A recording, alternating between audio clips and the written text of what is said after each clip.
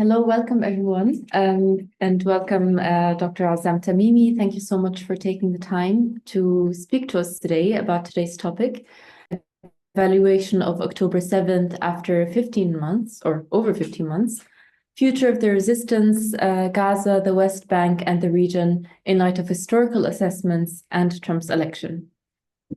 So thank you so much for taking the time to speak to us today. Dr. Azzam Tamimi is a British Palestinian academic, author, and political activist. He's born in Al Khalil or Hebron in 1955, moved to Kuwait in 1965, and later pursued higher education in the United Kingdom, earning a PhD in political theory from the University of Westminster. Dr. Tamimi has authored several books on Middle Eastern and Islamic politics, which we have on the table here. I'm going to put into the camera for any on the viewers. Just one of the newest examples, including Hamas, a theory from within, providing great insights on the Islamic resistance movement that is constantly denounced on racist or ahistorical grounds by both Zionists and even parts of the Palestine Solidarity movement. Dr. Tamimi has been associated with the Institute of Islamic Political Thought and has contributed articles to various publications such as The Guardian. In addition to his academic work, Dr. Tamimi has been active in media, serving as a presenter at Al Hawar TV channel, and he has participated in numerous interviews and discussions offering insights into the situation in occupied Palestine. So, Dr. Tamimi, again, we're honored to have you as a speaker in Dar al Janub today. Thank you for taking the time to speak to us, and thank you to the co-organizers at Palästina Forum for facilitating this and co-organizing this. If I may start directly with the first question, I want to start off with Operation Al-Aqsa flood. It's been well over a year since October 7th, and today, after 468 days, Israel's Security Cabinet has officially approved the ceasefire or exchange agreement with Hamas. So given your expertise, what could the expectations of those who carried out the operation have been in the brutal, or in light of the brutal reality on the ground in the Gaza Strip and after over 15 months of genocide? Well, thank you very much for having me. It's always a pleasure. Now, time will tell really when more information becomes available about the planning of Al-Aqsa flood and what was actually on the minds of those who did the planning.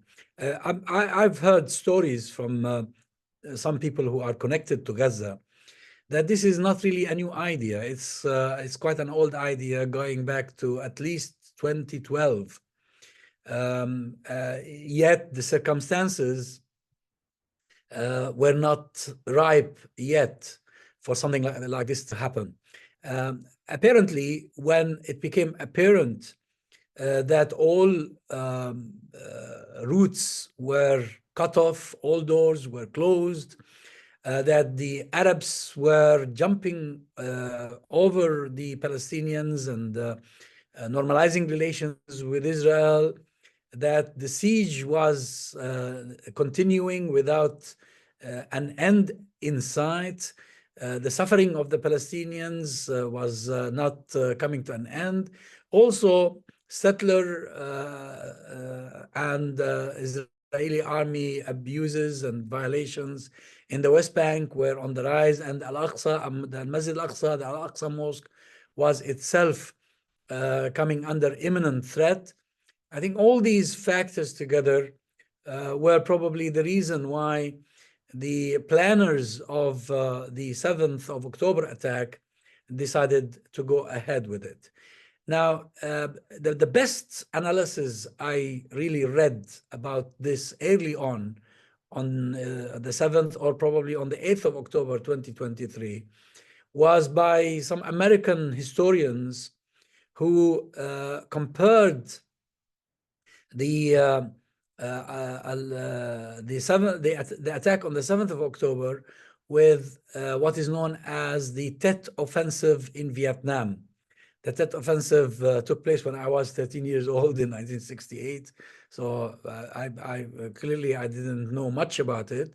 But when I read those articles, I immediately started searching to learn more about the Tet Offensive. Now, the Tet Offensive at the time was considered by military experts as an utter failure, because it ended with failure, in the sense that it did not achieve its objective. Its objective was to turn the citizens of South Vietnam against their own government, so that this would be in favor of the Viet Cong, the Vietnamese revolutionaries who were fighting the Americans and their lackeys in South Vietnam. However, there is a unanimous agreement that politically the Tet Offensive was a great success, because it started a global movement against the war in Vietnam. And eventually, in a few years' time, it led to the American complete withdrawal from that part of the region. Now, so probably people who will write about the Al-Aqsa flood in the future will tell us, will provide us with a more in-depth analysis about the actual outcomes of that attack. But we can see some of them already. We can see a significant change in public opinion. We can see that today that the Palestinian narrative for a change is surpassing the Zionist narrative regarding what happened to Palestine and to the Palestinians. We see young students around the world, especially in the United States of America and in Western Europe, becoming anti-Zionists, not just pro-Palestinian, but even anti-Zionist. Many of these young students are Jewish, and therefore we can also see a clear distinction in the minds of many people between Zionism and Judaism, something which many activists have struggled to tell the world about, but the world wasn't in the mood of listening. And now, of course, with this ceasefire coming after 15 months of devastation in Gaza, most Palestinians consider it to be a great success for the resistance, because there has been no surrender. The Israelis did not manage to accomplish any of their objectives. And we are going to see a prisoners exchange after all. So actually what Netanyahu refused to accept from the 7th of October 2023 until just a few days ago has now accepted fully. Hamas conditions have been met in full, and Hamas is a player to reckon with. They were talking earlier about post-Hamas Gaza. There is no Gaza without Hamas, clearly, and because they had to negotiate with Hamas.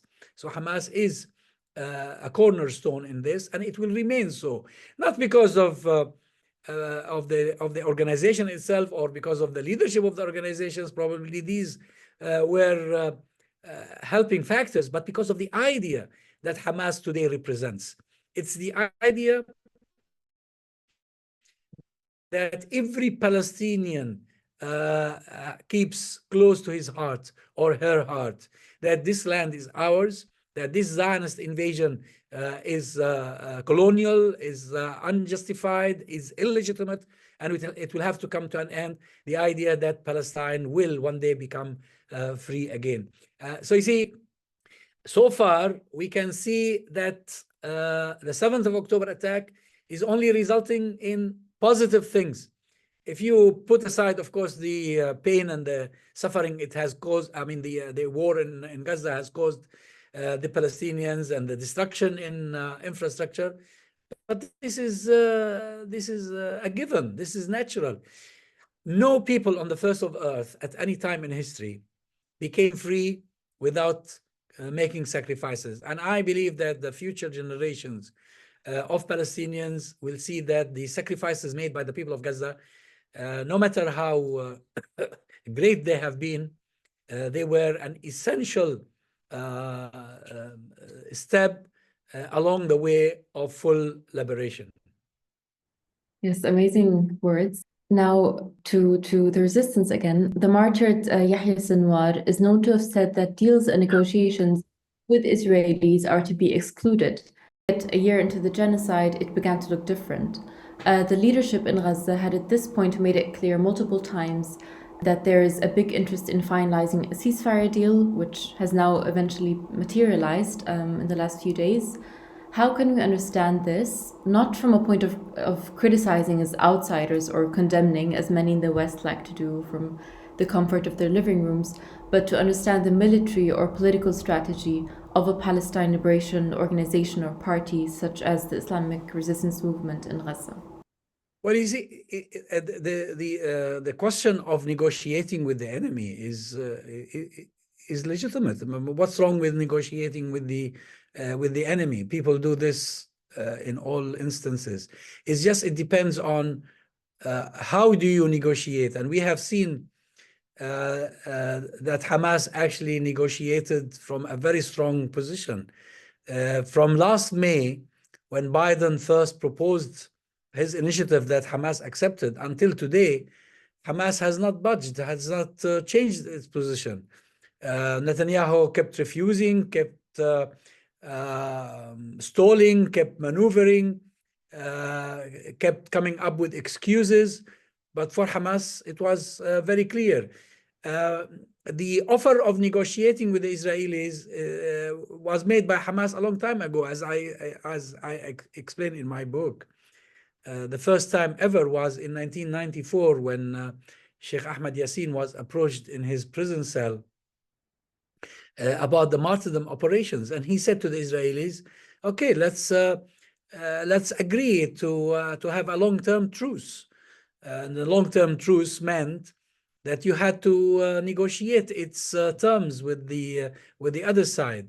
And since then, there were numerous truces or ceasefires, official as well as unofficial, brokered between Hamas and Israel. And every time it was the Israelis who violated the ceasefire. So I'm not sure whether, I'm not aware of that statement by Sinwar, but to the best of my knowledge, as a matter of principle, there is nothing wrong with negotiating.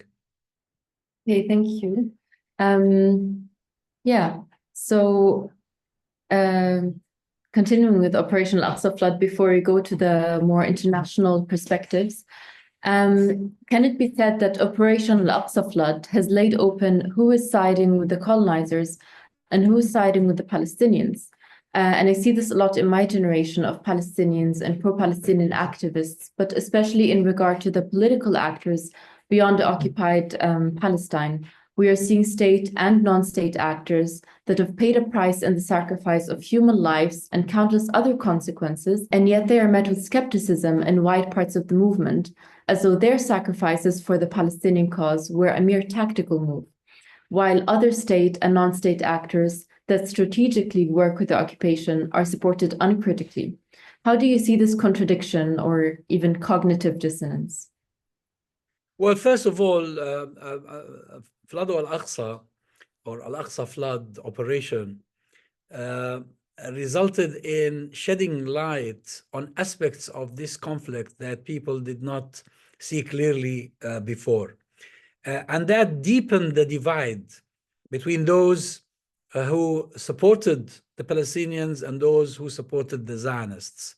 And I think it became clear with the passage of time since the 7th of October 2023 that governments, while governments were on the side of the Zionists, peoples, individuals, civil societies, organizations were on the side of the Palestinians.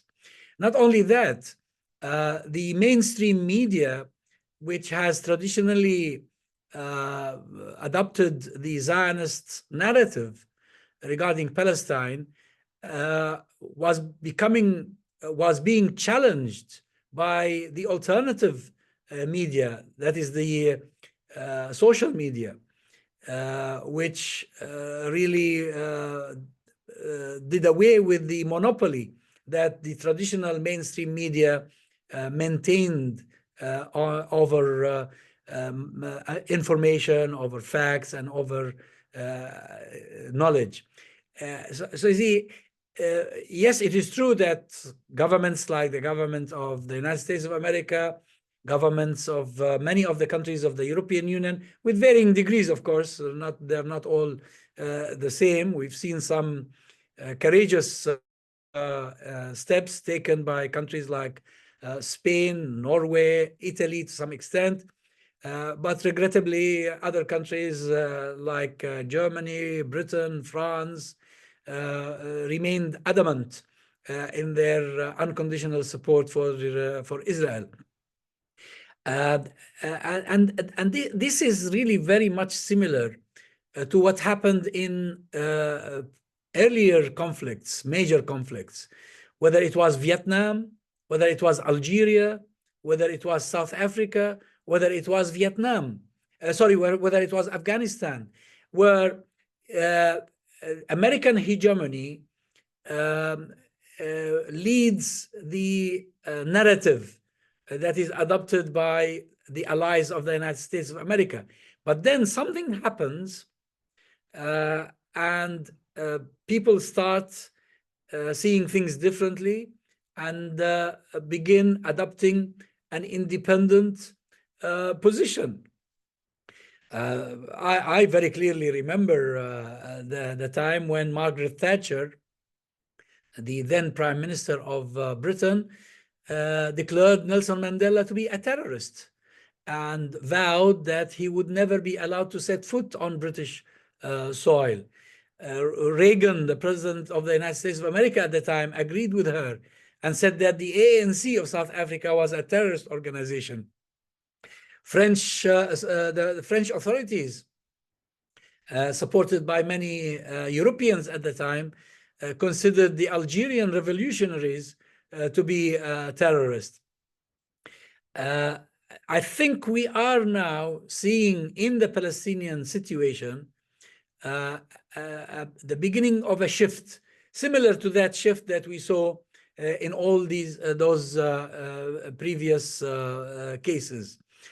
Even now, even with regard to Afghanistan, despite all the distortion and the bad images drawn by the Americans of the Taliban and of the Afghani people generally, now people are realizing that the Taliban and the Afghani people are heroes of their country. They championed their people's struggle for freedom. So we shouldn't be affected by the propaganda of the minute. We should look forward, as well as heed some knowledge or some advice from past experiences.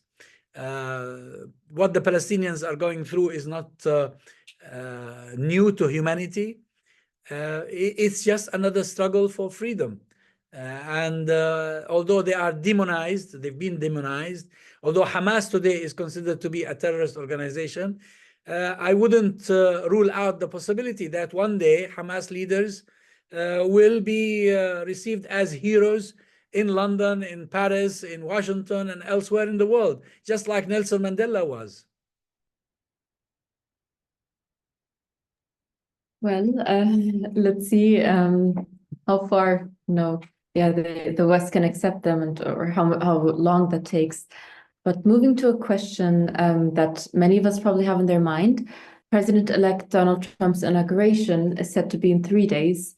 What can we expect with the new U.S. administration on whatever level you want to speak about, Gaza specifically, the wider region?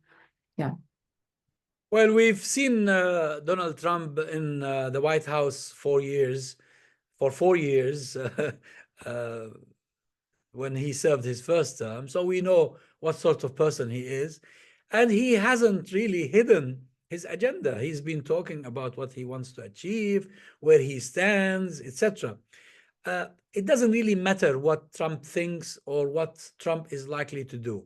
What matters is what the Palestinians are willing to do. And I think the Palestinians have shown the world that they are steadfast, that they are willing to offer what it takes to become a free nation. And therefore, any endeavor on the part of the US president or any other superpower in the world will not weaken the resolve of the Palestinians.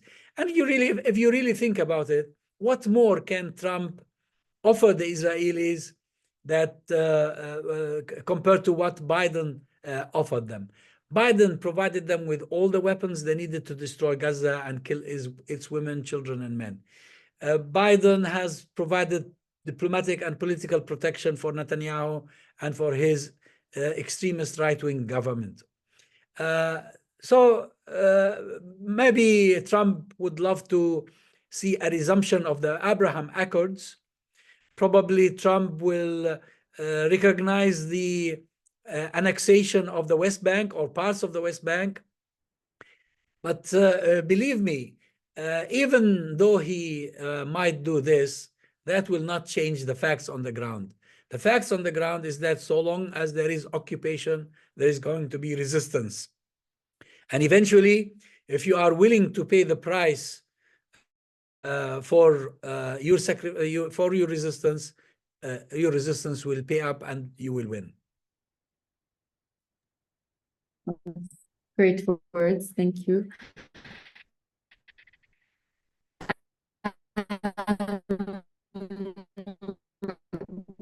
Now, local prognosis, perhaps tying into this new administration, what can we expect in regard to the West Trump's election? But with what the Israelis have been saying, we've seen land grab in decades and establishing continuity between them. Over 800 European banks investing nearly 400 billion US dollars in the large crackdown by the Palestinian and in Jenin camp specifically, in coordination with the US and Israel, of course. So what can we expect exactly? Is it an annexation of the West Bank, deportations, none of the above? And if deportations, then where to? Well, the Israelis will attempt to do all of this. They tried this in Gaza. They tried to depopulate Gaza. They tried to uproot the resistance. They tried to push the population of Gaza all the way to Sinai. None of this has worked. They've been trying this in the West Bank indirectly through the tactics used by the settlers, and it's not working. And the reason it's not working is that today we have a completely different generation of Palestinians. We haven't seen the people of Gaza flee despite the bombardment that did not stop 24 hours a day. They're clinging to their land. They believe that they have only one option, and that is to live on that land or die in that land. And I think the same thing applies to the West Bank. So Israel doesn't have really an easy job if it's still contemplating cleansing the Palestinian territories of the West Bank of its inhabitants. That's not going to be easy. It's not going to work. Let alone the fact that neighboring countries like Egypt and Jordan were collaboration is needed in order for such plans to be executed are not willing to collaborate with Israel over something like this, because they would consider this destabilizing for their own countries. Now, with the change in public opinion around the world, even someone like Trump will find it difficult to fulfill some of the promises he made to the Zionists. Because even in America, the mood is changing. Across the world, the mood is changing. And now with the ceasefire deal that we have seen brokered by the Qataris in Doha, I think an increasing number of people see that you simply cannot defeat the resistance, because the resistance is not just a machine gun. The resistance is an idea, and this idea is deeply enshrined in the Palestinian psyche. Exactly. Thank you again. So as much as I dislike to end on a negative note, or the negativity can be relative depending on your answer or your view of things, but the political circumstances and what we've seen from the occupation after signing various agreements, like in South Lebanon, they kind of don't leave any other options. So with so much scorched earth left behind in Gaza, in South Lebanon, and especially remembering other settler colonial projects, though it must be noted that they are all failed settler colonial projects. But remembering how much scorched earth, how many millions of people were killed in different colonized regions of the world, whether by the French in Algeria, as you mentioned before, or Italians murdering half the Libyan population, how far can we expect Israelis to go, at least in the near future, in Gaza and South Lebanon, or elsewhere in the region, anywhere else where people have resisted the Israeli occupation and stood in solidarity with Palestinians. So especially keeping this historical understanding in mind. How long? I really don't know. I don't think anybody knows for how long, but I know one thing for sure. Just like the apartheid regime of South Africa came to an end, Zionism in Palestine will come to an end. Simply because it's anti-human, it's illogical, it's irrational, it's against the concept of justice, against the concept of human dignity. It is up to the Israelis, really. The Israelis can prolong this period of tribulation, or they can cut it short. As I mentioned earlier, Sheikh Ahmed Yassin made them an offer one day. And I think Hamas would still be willing to make them that offer.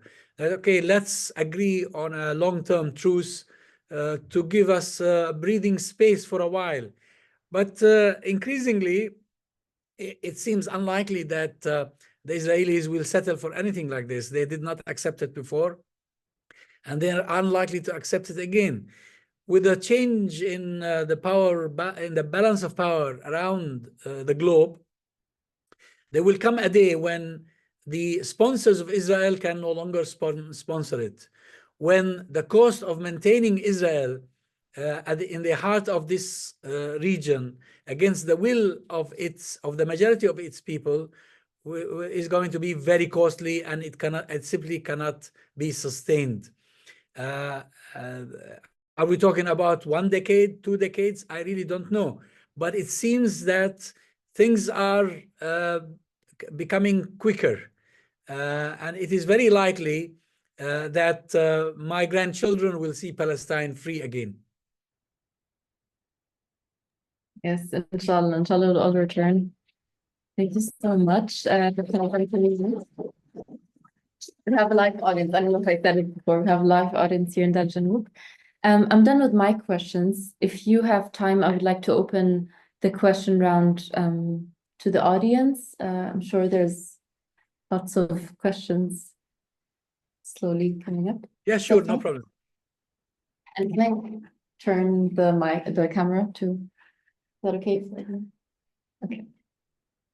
Okay. Here's the audience in the room. MashaAllah, you have a crowd there.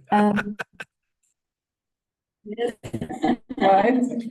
Even though Vienna is very Zionist, but we got the right people here. Okay, so any questions? I would like to ask a question. I know a lot of it got answered already, but still, because we talked about how the oppression is from the side of the Zionists. I would also like to ask for a model of resistance, not because it's necessarily unclear to me, but because I would like to have it answered. We have kind of like in Vienna, we have trouble discussing how resistance should look like. And we have models which of course cannot be applied in a cookie cutter kind of way, but like there's the Algerian model, the South African model, in the Americas and Australia and New Zealand, I would say the natives got defeated, or maybe it's not the end of the struggle yet. How would you compare the Palestinian struggle, or maybe we also had Libya? Yes. Well, you see, all these struggles have something in common, but of course they do have each has its own specific circumstances, and therefore people work within a context and have to adapt to that context. Now, what is common really to all these struggles is the determination to be free, that you do what it takes until you are able to break all these shackles, to destroy all these impediments that are set up in your way toward freedom by your oppressors.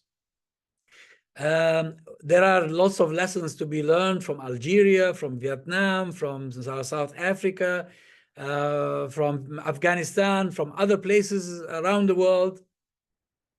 But of course, the Palestinians have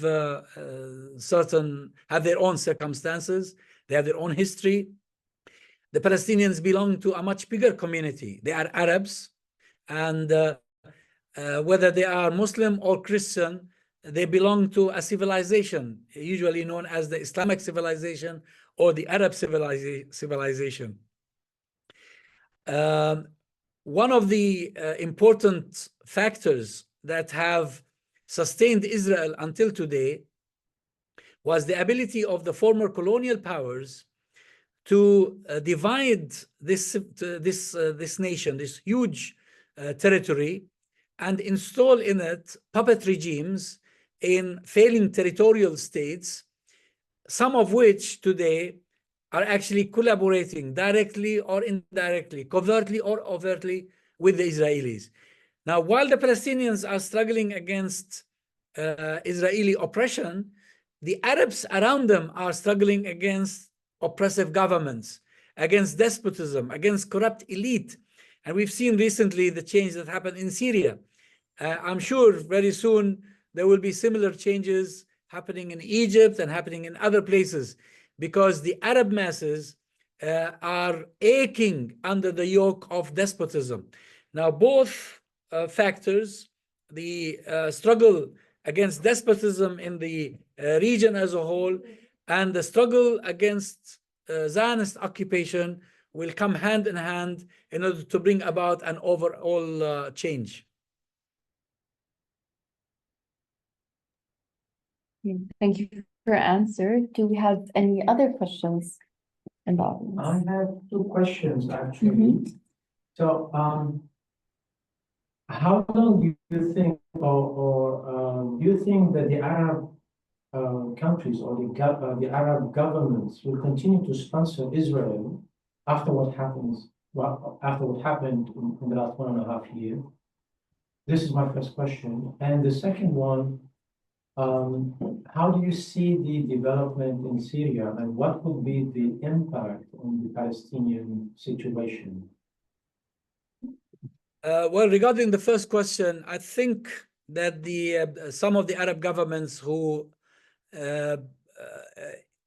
support Israel, or at least who have let down the Palestinians, are really becoming embarrassed today.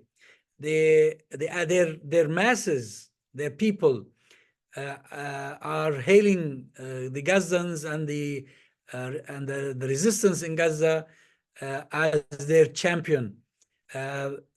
All these Arab countries, with all the weapons they have, with all the resources they have, couldn't do even 1/10, let alone probably more, of what the people of Gaza have done single-handedly, despite the fact that they are under siege, despite the fact that the entire world has been against them. I'm talking about governments here. So surrounding our neighboring countries and some of the Gulf countries that have been normalizing relations with Israel must be finding it very difficult to live with the recent developments. They've been proven wrong. They've been proving even more than wrong. They're seen as traitors of the Palestinian, of the Arab, and of the Islamic causes altogether. Now, Syria today has its own priorities, and that's fully understandable. Syria is a deeply wounded country. Its population suffered a lot over the past 12 or 13 years. They need to rebuild their lives, rebuild their country, but eventually a free Syria will be much better for Palestine than a Syria ruled by a despot who was only serving the interests of his own family or his own clan. So I'm really very optimistic, and it is my firm belief that eventually Palestine will only be free when the Arab peoples around it are free. Thank you again. Do we have other questions? I have here a question from our online audience. The question is, do you think we will see the ICC arrests of all complicit go forward to prosecution of war crimes? Whether we will see the ICC arrests come into Prosecution. for criminals will be persecuted. Okay, the ICC. Well, the ICC is trying to do its job, but it is not enabled to do that job by the United States of America in particular. But there will probably be a time when we will see these criminals in the dock, behind bars, hopefully. It is possible. It happened before in certain places in the world, and it can happen again. Okay, thank you. Other questions?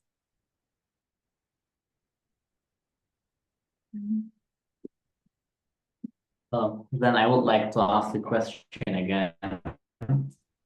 Now with the ceasefire coming, hopefully, what do you think could be traps being built for the resistance, and also with the Lebanese front soon ending their ceasefire?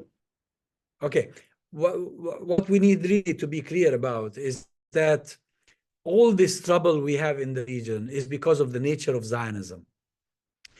Now, that the fact that Hamas signed a ceasefire deal with Israel, that Hezbollah before also signed a ceasefire deal with Israel, there are no guarantees that these ceasefires can be maintained. Simply because of the nature of this colonial project. It's a project that keeps trying to expand and to occupy more land and cause more havoc in the region. So it is very likely that this will be short-lived. It won't last long. And there will be another round of fighting. Eventually, there can only be peace in that part of the world when Zionism is no more. Just like Nelson Mandela announced when he was visited in his Robben Island prison cell and asked about the solution to the problems in South Africa, he said, apartheid is the problem. End apartheid and we can coexist in peace. The same thing in the region. End Zionism and then everybody can live in peace together. Jews, Christians, Muslims, atheists, whatever.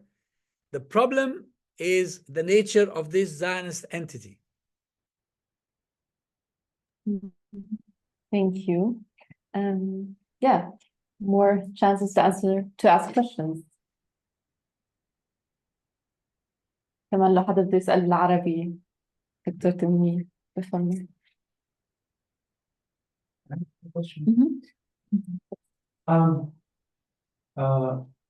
Considering the behavior of Israel in the last 15 months, especially in the United Nations, how do you see the future of Israel at the United Nations itself? Well, we need to really ask a question about the future of the United Nations, because the United Nations is the front for this unjust, oppressive world order that many people today seek to find an alternative to. The United Nations has a system that only perpetuates the hegemony of its original founders, the victors in the Second World War. I don't have much faith in this institution, and I think humanity needs to be served with something much better than it. Well, great words. Thank you. Yeah. Okay. More questions. I can ask one.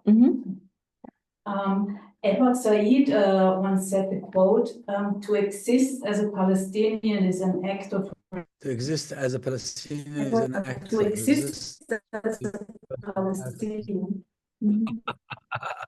What is my personal act of resistance? Well, What is your... trying to change the world. That's what I'm trying to do. I'm explaining, telling the story of my people in a variety of ways. I work in the media, so I try to use my platform in the media for that purpose. My effort is really minimal compared to the efforts of many other Palestinians. But collectively, what we are trying to do is convince the world that we are the victims. We are not the oppressors. I regret to say that because of cinema, because of the media, because of the hegemony of the Western powers. It is the Israelis who have always been portrayed as the victims, as if we were the ones who invented the Holocaust. The Holocaust happened elsewhere in the world, not in Palestine. And it was perpetrated by Europeans, not by Arabs. And Christian Europe, who was traditionally anti-Semitic, wanted to solve its Jewish problem at our own expense. This is what we are trying to convince the world. And I am really delighted that as I approach my 70th year, I can see signs of fruition. I can see that the world is listening and is changing as well. Thank you. Okay, maybe one or two final questions before we close. Can you, or maybe you can touch. So I would like to ask about, so after the ceasefire, one of us hope that the Gaza Strip will rebuild. Hamas is a major player, but it's not the only player. Of course, There are other organizations smaller than Hamas. It's not the organizations really that matter. What matters is the Palestinian dream. And why Hamas today is the legitimate leader of the Palestinians, because it lives for that dream. It lives to make that dream, the dream of my grandparents and my parents, the dream of my generation and of my children and grandchildren come true. Yes, Gaza has been destroyed, but the Gazans and the Palestinians and their supporters around the world will come together in hands in order to rebuild it, and the struggle will go on. I remember as a child watching on our black and white TV screen what the Americans were doing to the Vietnamese. They were scorching the land, they were destroying everything. And then look at Vietnam today. Vietnam today is a developing, growing regional economic power. When you are free, then you can rebuild your lives and you can go on. And that will happen in Gaza as well. Yes, inshallah. Thank you so much. If there are no further questions, I think these were beautiful closing words. So yeah, anyone that I oversaw? Okay. Thank you so much, Dr. Tamimi, for your time, and yeah, also for your inspiring conclusions for the future of Gaza and the region. Thank you also to the co-organizers at Palestina Forum and to everyone who came and asked questions. And we are still gonna have some snacks together here in Dar al Janub, so we're gonna discuss what you told us as well. There's a lot to take in, and we also have your books here that you can buy as well, 2 copies of the book. So yes, once again, thank you from everyone here, and yeah.